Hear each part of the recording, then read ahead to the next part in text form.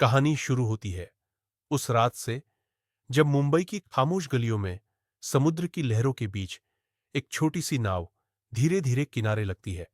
अंधेरा है, चारों तरफ सन्नाटा है, और उसी सन्नाटे के बीच एक आदमी उतरता है। लंबा कोट, चेहरे पर दाढ़ी, आंखों में ठंडा गुस्सा और चाल में वो खतरा जो सिर्फ उन लोगों में होता है जो मौत से भी नहीं डरते। उसका नाम है ओजी, ओम गौतम। लोग कहते हैं पुलिस उसे नहीं ढूंढती, वो खुद फैसला करता है कौन जिंदा रहेगा और कौन मिट जाएगा। वो वापस लौटा है सालों बाद, एक ऐसे वादे के साथ जिसने उसकी जिंदगी बदल दी थी। कहानी पीछे जाती है कई साल पहले।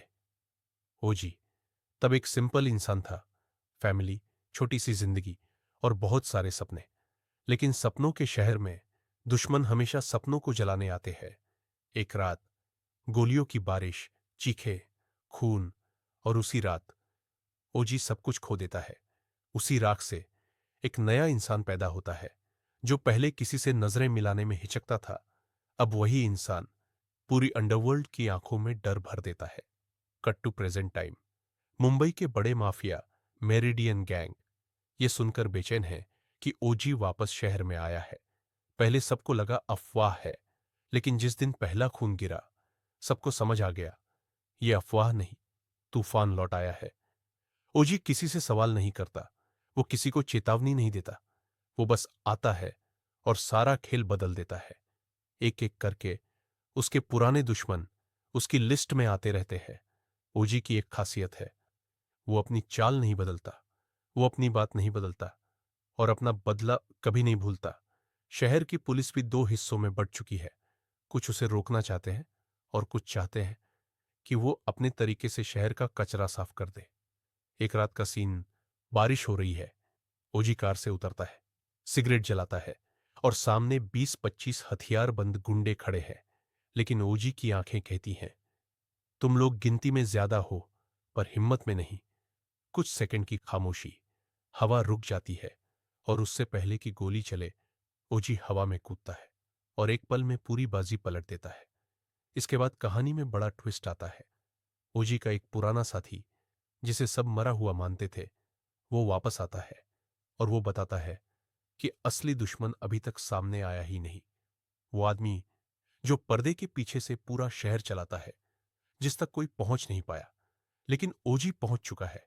सबको लगता है कि वो अकेला है, पर जब ओजी अपना आखिरी कदम उठाता है तब दुनिया को एहसास होता है एक अकेला इंसान, अगर उसके अंदर दर्द हो, आग हो और बदला हो, तो वो पूरी माफिया दुनिया से ज्यादा ताकतवर हो जाता है।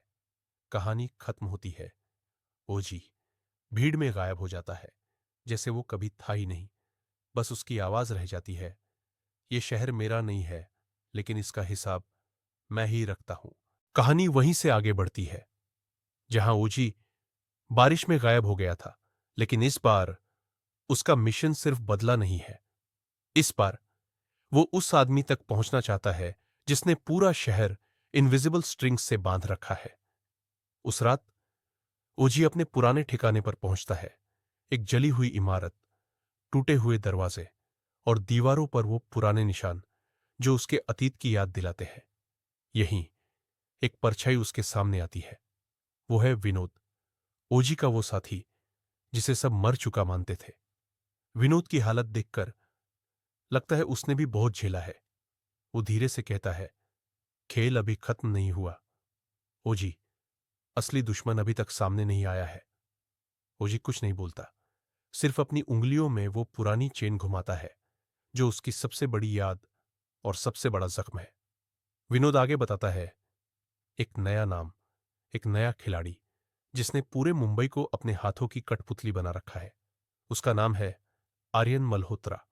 एक ऐसा इंसान जो सूट पहनता है, मुस्कुराकर डील्स करता है और रात में पूरे शहर के खून का धंधा चलाता है। ओजी की आंखें धीरे धीरे बदलने लगती है।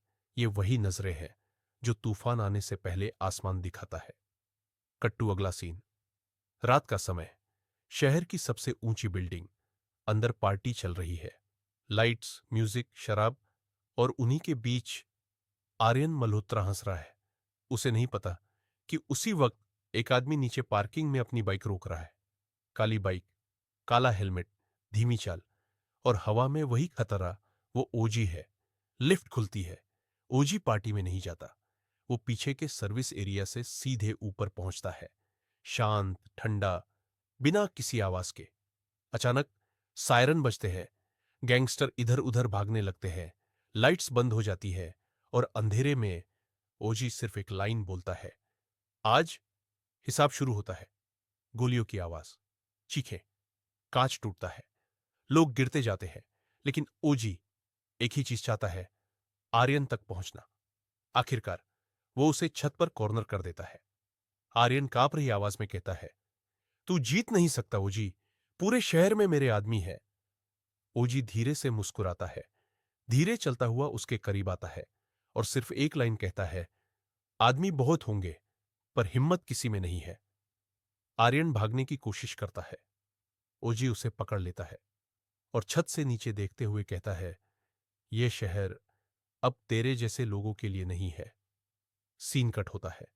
सायरन तेज होते हैं। पुलिस की गाड़ियां पहुंच चुकी है। लेकिन ओजी जैसे आया था वैसे ही हवा में गायब हो जाता है। विनोद की आवाज ऑफ स्क्रीन आती है, ओजी कभी रुकता नहीं। वो तब तक चलता है जब तक आखिरी बुराई भी गिर ना जाए।